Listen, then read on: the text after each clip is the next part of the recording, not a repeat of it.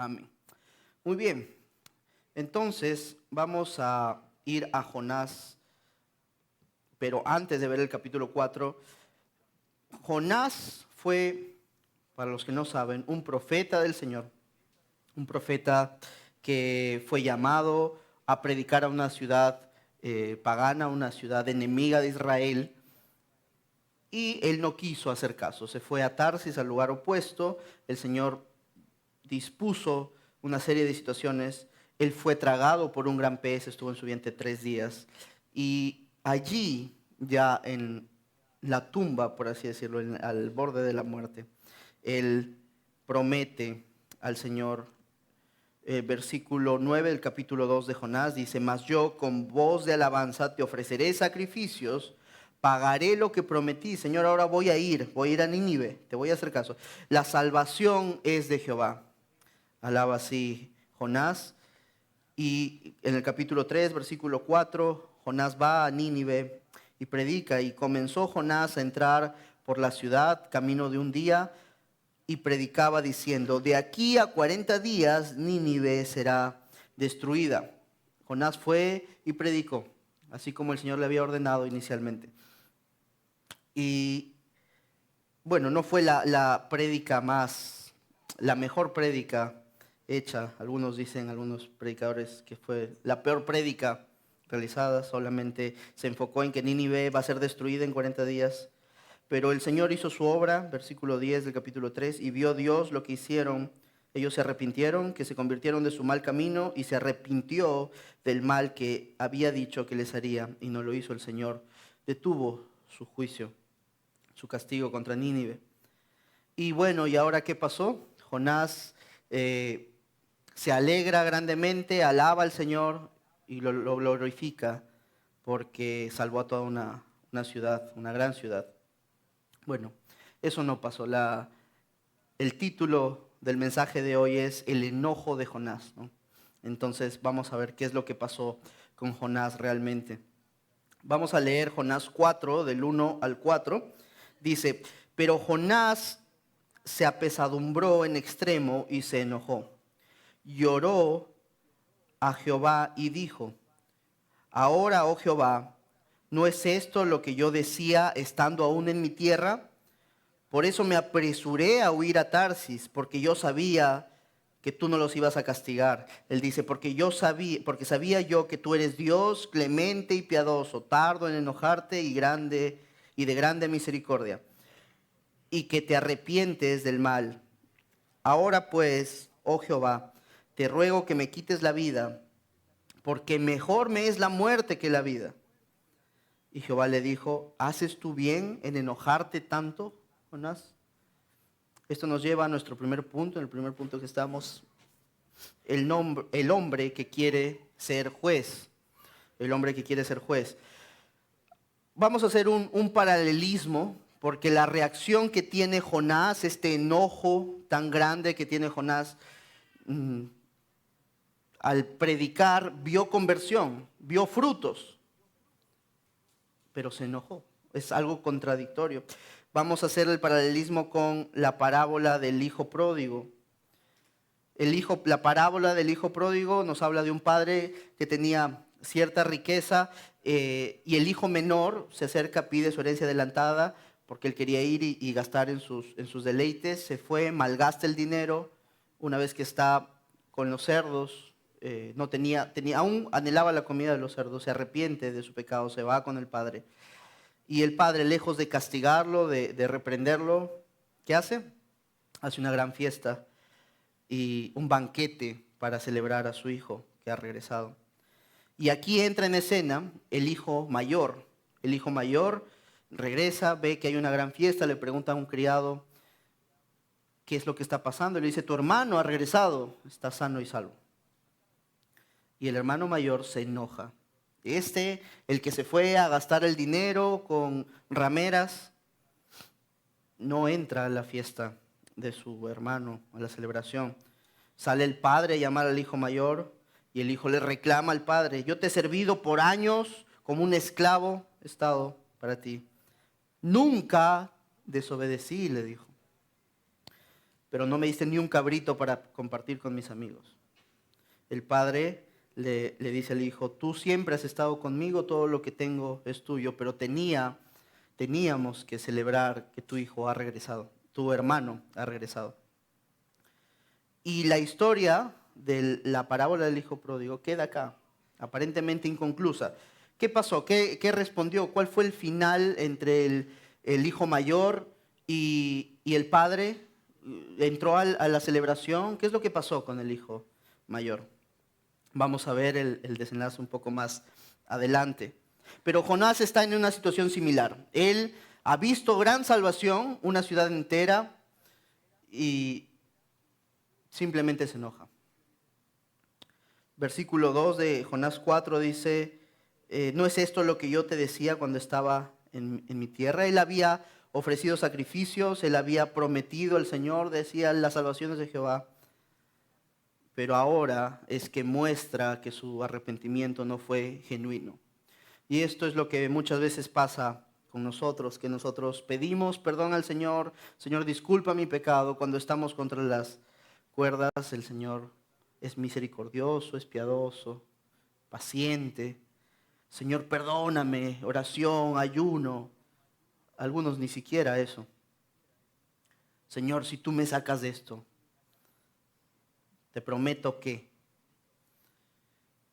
Y nosotros nos ponemos a pensar, este Jonás que está enojándose es el mismo que fue tragado hace unos días por el gran pez que estuvo al borde de la muerte. Y este enojo de Jonás escala, es aún mayor, más grave, porque él sabe a quién le está hablando. Él está declarando lo que Jehová le declaró a Moisés antes, en el Éxodo 34. Moisés le pidió al Señor que le deje ver su gloria. Señor, muéstrame tu gloria. Y la forma en la que el Señor decidió mostrarle la gloria a Moisés, fue dando una declaración absoluta de quién es Él. Éxodo 34, versículos del 6 al 7. Dice, le dijo a Moisés, yo te voy a mostrar mi gloria. Y pasa por delante de él, dice el Señor, versículo 6. Y pasando Jehová por delante de él, proclamó, Jehová, Jehová, Yahvé, Yahvé, fuerte, misericordioso y piadoso, tardo para la ira y grande en misericordia y verdad, que guarda misericordia a millares. Moisés, acuérdate todo lo que el Señor ha perdonado al pueblo de Israel, que perdona la iniquidad, la rebelión y el pecado, y que de ningún modo tendrá por inocente al malvado, que visita la iniquidad de los padres sobre los hijos y sobre los hijos de los hijos hasta la tercera y cuarta generación. El Señor es un Dios justo que no va a detener el juicio ante el pecado. Pero Él decide presentarse ante Moisés en primer lugar como un Dios misericordioso y piadoso. Eso es lo que resalta en primer lugar. Y Jonás está que entiende esto. Él dice, tú eres clemente, piadoso, eres grande en misericordia. Entonces, si entiendes eso, Jonás, ¿por qué actúas de esta manera? Él no está entendiendo realmente la misericordia del Señor. Y aún más, él está actuando como un tipo de anticristo. Una tipología es una persona, una situación que da una imagen, una figura, simboliza algo de lo que va a venir con el Cristo más adelante, con Cristo. Por ejemplo, vamos a Éxodo 32, vamos a ver en Éxodo 32, Moisés nuevamente se presenta ante el Señor después de que el pueblo ha puesto un becerro de oro. ¿Por qué hicieron esto? Porque Moisés se había ido a recibir las tablas de la ley. Ellos se desesperaron. Aarón, haznos un becerro, algo para adorar al Dios. Y lo adoraron de una forma que el Señor no les había mandado. Y con ritos y formas en las que eran abominables para el Señor. Hubo fornicación en el pueblo de Israel esa noche, esos días. Y se presenta ahora Moisés a interceder por Israel ante Jehová. Éxodo 32, del 31 al 32 dice, entonces volvió Moisés a Jehová y dijo, te ruego, Señor, pues este pueblo ha cometido un gran pecado, porque se hicieron dioses de oro, que perdones ahora pues su pecado. Señor, perdona el pecado. Es lo que está pidiendo al contrario de Jonás. Señor, perdona su pecado. Y si no, ráeme ahora de tu libro que has escrito, el libro de la vida, sácame, no me pongas ahí más. De alguna manera Moisés nos está apuntando un tipo de Cristo, nos está apuntando al Cristo que entregaría su vida, el Salvador perfecto, un sacrificio completo y ahora sí eficaz para limpiar a la humanidad de su pecado. Pero Jonás es todo lo contrario. Mientras el tipo de Cristo que es Moisés ofrece y se muestra como una especie de Salvador, él no tenía en ninguna forma la posibilidad de ser el Salvador como lo era Cristo. Él era un hombre pecador como nosotros, pero apuntaba esto a Cristo. Pero con Jonás pasa todo lo contrario. Él dice, el Señor le pregunta, ¿haces tú bien en enojarte? Y él más adelante dice, mejor sería para mí la muerte, en el versículo 8. Mucho me enojo hasta la muerte, en el versículo 9. Esto es simplemente una oposición clara y directa contra el Señor y contra su obra de redención. Este es un tipo, hasta ese punto llega Jonás, un tipo de anticristo, a oponerse directa y claramente al Señor y a su obra de salvación. Y este es el hombre que quería ser juez. Señor, tu justicia es débil, tu misericordia te está haciendo ver débil, nubla tu juicio. Yo voy a juzgar mejor a Nínive y que sea destruida. Pero el Señor ha dicho en su palabra que la venganza es suya. Y Él va a traer justo juicio frente al pecado. Y la tierra pasará, hermanos, y su palabra no va a pasar sin que sea cumplida.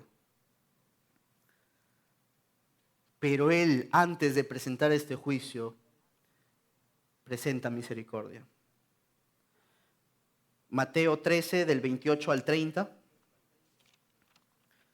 dice, está el Señor también, Jesús, y nos está hablando de la parábola del trigo y la cizaña, y le dice, Él les dijo, un enemigo ha hecho esto. ¿De qué les está hablando? Estamos en el campo de trigo y ha venido el enemigo y ha sembrado cizaña en medio del trigo.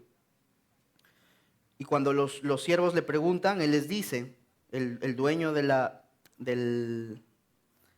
campo les dice, un enemigo ha hecho esto. Y los siervos le dijeron, ¿quieres pues que vayamos y la arranquemos? Y Él les dijo, no sea que al arrancar la cizaña arranquéis también con ella el trigo. Dejad crecer juntamente lo uno y lo otro. Entonces el siervo se preguntará, ¿cómo es que voy a dejar crecer el trigo y la cizaña? La cizaña puede dañar el trigo, puede dañar la cosecha. Se va a echar a perder ese trigo. Pero el Señor les dice, deja crecer juntamente lo uno y lo otro, el trigo y la cizaña, hasta la siega. Va a venir un día en el que va a haber la siega, va a haber la cosecha, y al tiempo de la siega yo diré a los segadores, recoged primero la cizaña. Aquí viene el juicio del Señor. Recoged primero la cizaña y atadla en manojos para quemarla, lanzada al lago de fuego eterno. Pero recoged el trigo en mi granero. Estos son los creyentes, los salvos del Señor. Entonces Jonás no está viendo esta misericordia, como el Señor es misericordioso con Nínive, pero aún con Jonás. Porque ya son varias, ¿no, Jonás, las que estás contando acá? Segunda de Pedro 3:9 dice, el Señor no retarda su promesa. Según algunos la tienen por tardanza, algunos dicen que el Señor no es justo, algunos dicen que el Señor no trae juicio. algunos la tienen por tardanza, sino que es paciente para con nosotros. El Señor no retarda su promesa, sino que es paciente para con nosotros, no queriendo que ninguno perezca, sino que todos procedan al arrepentimiento. Esta es la única razón por la que el Señor detiene su juicio. Y esto nos lleva al segundo punto. Dios procura la salvación del hombre. Dios procura la salvación del hombre. Lo ha hecho con Nínive y ahora también está teniendo paciencia con Jonás. Versículo 5 dice, y salió Jonás de la ciudad y acampó hacia el oriente de la ciudad y se hizo allí una enramada y se sentó debajo de ella a la sombra hasta ver qué acontecería en la ciudad. Él se fue, puso su asiento en primera fila, se puso un techito, una enramada, y se sentó a ver que la ciudad sea destruida. Versículo 6, y preparó Jehová Dios una calabacera, la cual creció sobre Jonás, para que hiciese sombra sobre su cabeza y le librase de su malestar. Ni siquiera eso hizo bien Jonás. El Señor tuvo que poner una calabacera y ahora sí lo pudo cubrir del sol. Y Jonás se alegró grandemente por la calabacera. Pero al venir el alba del día siguiente, Dios preparó un gusano, el cual hirió a la calabacera y se secó. Y aconteció que al salir el sol, preparó Dios nuevamente un recio viento solano, y el sol hirió a Jonás en la cabeza, y se desmayaba y deseaba la muerte. Fuertemente el sol, el desierto, golpeaba a Jonás. Deseaba la muerte diciendo, mejor sería para mí la muerte que la vida. Entonces dijo Dios a Jonás, ¿tanto te enojas por la calabacera? Y él respondió, mucho me enojo hasta la muerte. Y aquí, como les digo, el Señor está procurando también la salvación de un hombre que más que un profeta en este punto parece un niño. Un niño que está con el tenedor a punto de meter al interruptor y el padre viene, lo detiene y el niño encima de eso hace su berrinche, ¿no? Se enoja, pataleta. Estamos en el mismo punto con Jonás en este lugar. Pero aquí hay un detalle que no debemos pasar por alto. Si ven en el versículo 7 dice, Dios preparó un gusano. ¿Qué más preparó Dios? Preparó un recio viento solano. Él también había preparado la calabacera. Nos vamos más atrás, el gran pez fue el Señor quien lo mandó. Aún más atrás, en el mar, la tormenta fue enviada y preparada por el Señor. Y es que este es nuestro Dios, el Dios soberano y dueño de toda la creación. Y este Dios soberano, este Dios, el Señor de la creación misma, está usando todos estos detalles, aún un pequeño gusano que vaya a la calabacera para obrar en la vida de Jonás. Vamos a Salmo 50, del 10 al 12. Dice, porque mía es toda bestia del bosque y los millares de animales en los collados. Conozco a todas las aves de los montes y todo lo que se mueve en los campos me pertenece. Si yo tuviese hambre no te lo diría a ti, porque mío es el mundo y su plenitud. Muchas veces nosotros vemos la naturaleza y quedamos asombrados. Ves un animal grande, ni siquiera nos podemos imaginar lo que hubo antes del diluvio, la creación misma del Señor, sin contaminación, antes en el Edén, sin contaminación por el pecado. Y Él es soberano de cada cosa, dice, de toda bestia, de todos los animales. Como hasta el gusano de la calabacera tiene control sobre él el Señor. Esto es más que suficiente, la creación misma es más que suficiente, nos dice Romanos, para adorar y reconocer a nuestro Señor. Si un incrédulo no quiere someterse, poner su vida en rendición total al Señor, vive su vida como mejor le parece, tal vez viene a la iglesia los domingos y el resto se olvida, el resto de la semana vive como mejor le parece, porque todavía no me convence. O sea, me cuentan la palabra, hay algunas cosas que sí me gustan, otras cosas no me termino de convencer, creo que todavía me falta tiempo. No, es un corazón duro el que tenemos. Un corazón, la dureza de nuestro corazón es la que no permite que con tanta evidencia y con tanto que el Señor ha hecho aún en su creación, nos convertamos a Él. Pero por gracia es que nosotros podemos mirar al Señor. No culpes al Señor por si no te has convertido. No pidas pruebas, no pidas milagros. Los milagros no salvan, hermanos. Cristo mismo mostró en el misterio de su encarnación, cuando el Dios mismo se vacía de su deidad, deja su deidad para convertirse en un hombre. Pone su deidad misma en un hombre. Se encarna y este hombre, así de carne y hueso como nosotros, entrega su vida en la cruz para limpiarnos de nuestros pecados. Ya no como Moisés, que él quería entregar su vida, no hubiera servido de nada. Solo Cristo. Si esta obra de Cristo no es suficiente, esta es la forma más gloriosa de ver la obra del Señor, el poder del Señor, la obra de Cristo. Si eso no es suficiente, entonces no hay nada más. No hay nada más que te pueda convencer al Señor. En 1 Timoteo 2:4 dice: el cual quiere que todos los hombres sean salvos y vengan al conocimiento de la verdad. Este es el Señor. Él busca que toda su creación perfecta, el hombre, venga al conocimiento de la verdad, sea salvo. Y de repente alguien vendrá y dirá: si quiere que toda la humanidad sea salva, entonces si es tan poderoso, que venga y salve a toda la humanidad. Y ya está, ¿no? Problema solucionado. Y vivamos tranquilos nosotros. ¿Por qué nos martirizan? Nuevamente, la obra de redención hecha por Cristo ya está hecha. Consumado es, dijo Cristo en la cruz. Y eso fue suficiente para todos. La invitación está puesta.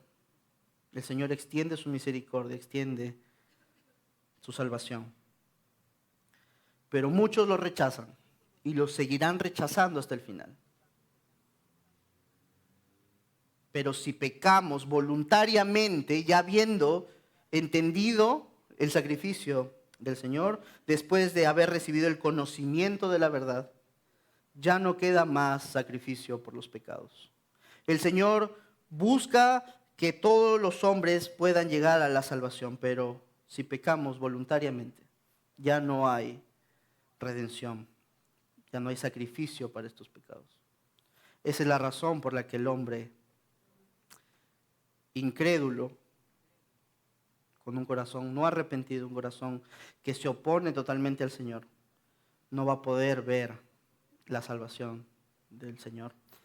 Y entonces, en este punto está Jonás. Está en un punto en el que está terco contra el Señor, ni siquiera quiere, está fastidiado con la salvación que el Señor está extendiendo a los ninivitas. Y yo me pongo a pensar: Jonás, ¿cuál era tu plan? Ok, pusiste tu enramada, te sentaste, primera fila. ¿Qué estabas esperando? ¿Que caiga fuego del cielo? Señor, consúmelos y ver todo el espectáculo, mejor que cualquier película, y ver que baje fuego del cielo, que destruya, ver a la gente gritar y sufrir. De repente ahí Jonás, si hubiera querido nuevamente hacerse el piadoso y decir: Señor, perdónalos, o qué sé yo. No lo sabemos, pero cualquiera que haya sido el plan de Jonás, no sé qué estaba pensando específicamente en ese momento, pero no tiene ningún sentido. O sea, no tenía forma, no tenía sentido. Lo que el hombre planifica sin el Señor, los planes que el hombre haga sin el Señor son en vano. Esfuérzate, haz tu carrera, haz riquezas, haz familia, lo que sea, sin el Señor trae tristeza, enojo, lo que está sintiendo Jonás. Eclesiastés 6, del 6 al 12, bueno, versículo 6 y versículo 12 vamos a leer. Primero versículo 6 dice, porque si aquel viviere 1000 años 2 veces sin gustar del bien. Está hablando del hombre rico, el hombre que tiene riquezas, nos habla versículos antes. Dice, si este hombre aún que viva 2000 años, pero no gusta del bien, no sabe qué es el bien, y ahora vamos a ver cuál es este bien del cual habla, hace una pregunta retórica, dice, ¿no van todos al mismo lugar? ¿No vamos todos los que estamos en este lugar, no vamos a ir, nuestro cuerpo no va a ir a la muerte? Todos acá. Nuestro cuerpo físico se acabará, a menos que venga el arrebatamiento antes. Pero todos gustaremos de la muerte, de la primera muerte. Versículo 12 dice, porque ¿quién sabe cuál es el bien del hombre de la vida? Aquí está, el bien del cual hablamos. ¿Quién sabe? ¿Quién puede darte, venir y decirte, ¿sabes qué, Daniel? El secreto para que tú vivas una buena vida es que tengas un negocio próspero, grande, y que te dé ingresos diarios. Yo ya he hecho los estudios económicos, no hay ninguna otra forma, un negocio que te genere ingresos diarios es la mejor forma, tú vas a estar tranquilo, no te preocupas de nada en la vida. No, otro te va a decir, no, ¿sabes qué? De nada sirve tener tanto dinero si tú no disfrutas de las cosas, de lo que te da la vida, ¿no? Los placeres. Vamos a darle al cuerpo lo que quiere el cuerpo. Y otro te dirá, no, tú tienes que buscar la salud, la familia, ahí vas a estar tranquilo. Mente sana en cuerpo sano. Ese es el secreto de la buena vida. Jonás, que estaba buscando ver arder a los ninivitas, en eso se iba a deleitar. Dice, pero ¿quién sabe? Porque ¿quién sabe cuál es el bien del hombre en la vida? Todos los días de la vida de su vanidad, los cuales él pasa como sombra, porque ¿quién enseñará al hombre qué será después de él debajo del sol? Solamente en el Señor podemos tener un sentido en las cosas que hacemos, en las cosas que emprendamos. Jonás, está haciendo un berrinche ya máximo. Estoy enojado hasta la muerte, dice. Eso es lo que vamos a encontrar sin el Señor. Enojo, tristeza. Nuestra justicia no es mejor que la del Señor. Nuestra rectitud, nuestra inteligencia, pensar que nosotros vamos a planificar una vida mejor que la que el Señor tiene para sus hijos, es un sinsentido. Vamos al punto 3, porque el Señor sigue paciente con Jonás. Y el Señor siempre extiende su misericordia. Versículos 10 y 11 dice, y dijo Jehová, ¿tuviste tú lástima de la calabacera en la cual no trabajaste, ni tú la hiciste crecer? Esto hace una referencia a cómo el Señor fue el que hizo crecer Nínive.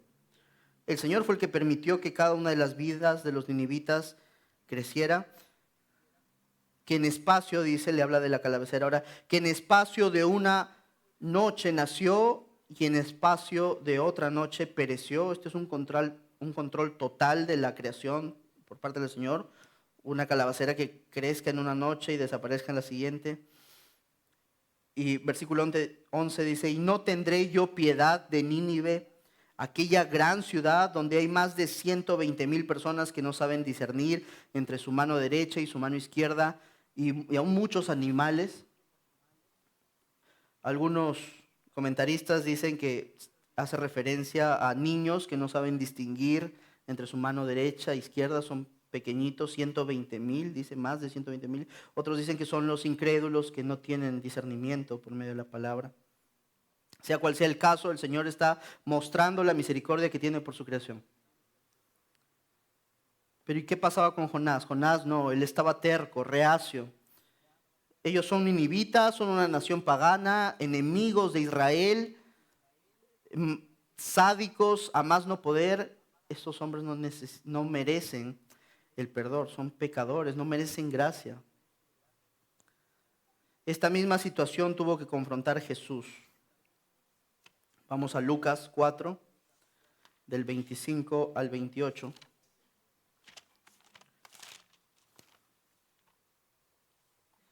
Lucas 4, del 25 al 28. Dice, y en verdad os digo que muchas viudas había en Israel en los días de Elías, cuando el cielo fue cerrado por 3 años y 6 meses. No hubo lluvia. Y había muchas viudas, dice, en Israel. El Señor les está hablando de lo que pasó en el tiempo del profeta Elías, que hubo un gran hambre, dice, en toda la tierra. Pero a ninguna de las viudas de Israel, dice, pero a ninguna de ellas fue enviada el profeta Elías, sino que a una mujer viuda en Sarepta de Sidón. El Señor hizo una obra por medio del profeta Elías con la viuda de Sarepta, una mujer externa al pueblo de Israel. Y el Señor les está hablando esto a judíos, a fariseos. Versículo 27 dice, y muchos leprosos había en Israel en el tiempo del profeta Eliseo. Otro ejemplo, pero a ninguno de ellos fue limpiado, sino Naamán el sirio, otra persona, otro varón externo al pueblo de Israel. Versículo 28, y al oír estas cosas, todos en la sinagoga se llenaron de ira. El Señor tuvo que confrontar a judíos que estaban negándole la salvación, la gracia, la misericordia a gente externa al pueblo de Israel. Y el Señor les muestra, el Padre ha hecho su obra también para los de fuera, para los gentiles. Hermanos, si aquí hay alguno que tenga ascendencia judía, no es gentil. Está dentro del pueblo de los judíos, pero la salvación no hubiera llegado a nosotros si no hubiera sido por la misericordia del Señor. Fue tal su enojo por decir la salvación, Jehová es de Israel. Esos de allá son unos pecadores, paganos, no merecen la gracia.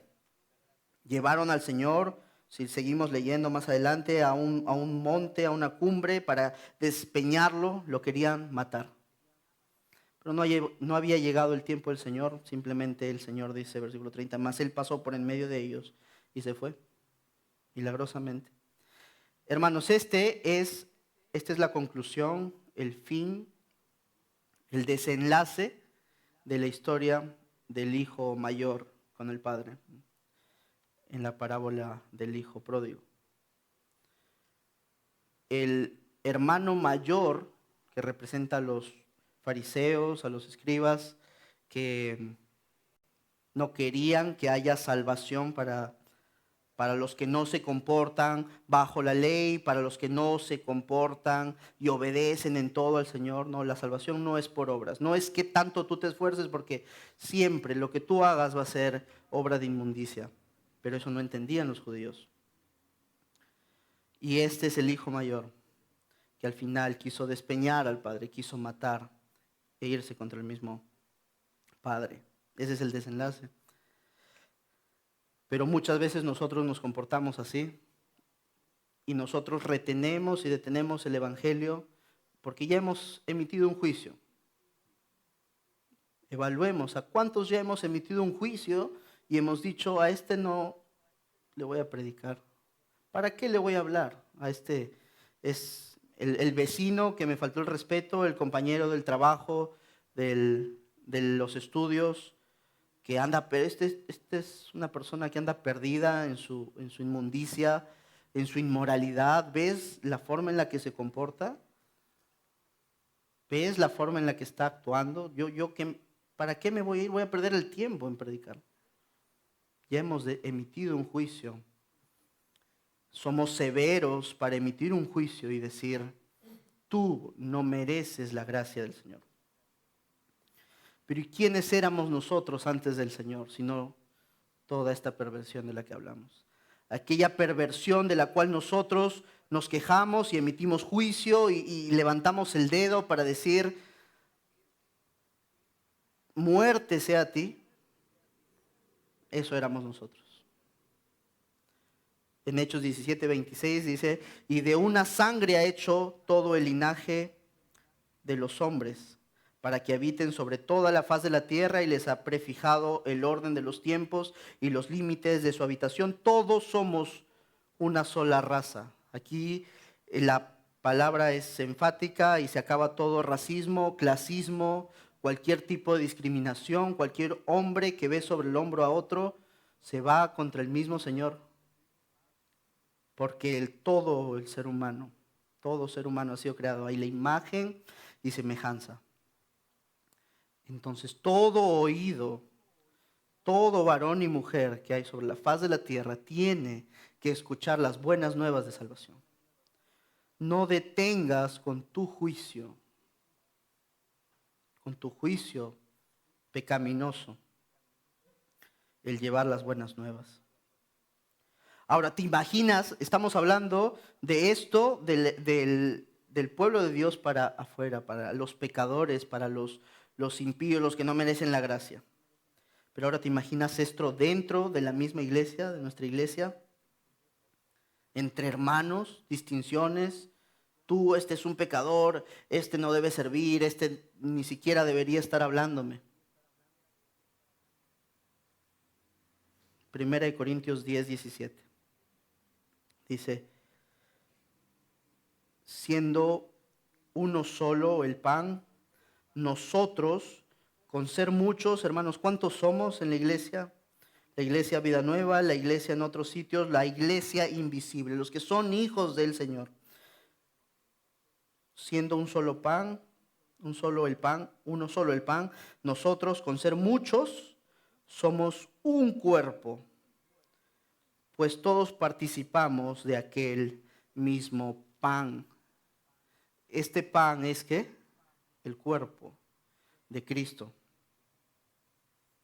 Cuando participamos de la Santa Cena, acá, todos somos un solo cuerpo, como hermanos en Cristo Jesús. Cada uno de ustedes, desde la fila de atrás hasta la fila de adelante. Todos los que han puesto su confianza y su fe en el Señor, los que tienen el Espíritu Santo del Señor, son un solo cuerpo. Y el Señor comparte su cena mostrando esto. Este es mi cuerpo. Y en este su cuerpo nosotros somos unificados. ¿Qué más debemos hacer para darle gloria a Dios sino estar unidos? Que con esto muera, hermanos, la división, rencillas, aún dentro de la misma iglesia. Efesios 4, versículo 13, dice, hasta que todos lleguemos a la unidad de la fe y del conocimiento del Hijo de Dios, un varón perfecto a la medida de la estatura de la plenitud de Cristo. ¿Se imaginan los zapatos que tenemos que llenar? A la medida de la estatura de la plenitud de Cristo, el varón perfecto que entregó su vida en sacrificio. Y todos tenemos que apuntar a eso como una unidad en la fe. El que rompe la iglesia tendrá el juicio del Señor. Preocúpate por tu hermano. ¿Qué está haciendo? ¿Qué pruebas tiene? ¿Tiene enfermedad? ¿Tiene escasez? Tú tienes el bolsillo lleno y tu hermano tiene escasez, tiene dificultad para pagar una enfermedad. Tú tienes todo el tiempo del mundo y tu hermano está pasando grandes tribulaciones y no te das ni siquiera el tiempo de llamar, de buscarlo. Esto es para todos, hermanos. versículo 16, de quien todo el cuerpo, y ahora toda la iglesia, todo el cuerpo bien concertado y unido entre sí, por todas las coyunturas que se ayudan mutuamente. El Señor nos da dones a todos y a cada uno para que sirvamos, para que nos sirvamos entre nosotros, para que estemos bien concertados, unidos, según la actividad propia de cada miembro. Cada uno cumple una función, recibe su crecimiento para ir edificándose en amor. Si no estás en comunión y en unión en la iglesia, estás en comunión con el mundo. La comunión entre hermanos es comunión con Cristo. Si nosotros tenemos comunión entre nosotros, estamos teniendo comunión con Cristo. Tú ves la foto de alguien que ha viajado al extranjero, por ejemplo, y te alegras al verlo. Pero es totalmente distinto tener comunión con Él directamente. Cuando nosotros tenemos comunión entre hermanos, en la congregación, en la alabanza, en la predicación, tenemos comunión con Cristo. Porque su Espíritu está en medio nuestro, hermanos. Así que eso es a lo que somos llamados. Jonás fue confrontado con la misericordia del Señor, que nosotros también podamos extender esta misericordia hacia los perdidos, pero también dentro de la iglesia. Es la misma misericordia que debe unir al cuerpo de Cristo. Oremos.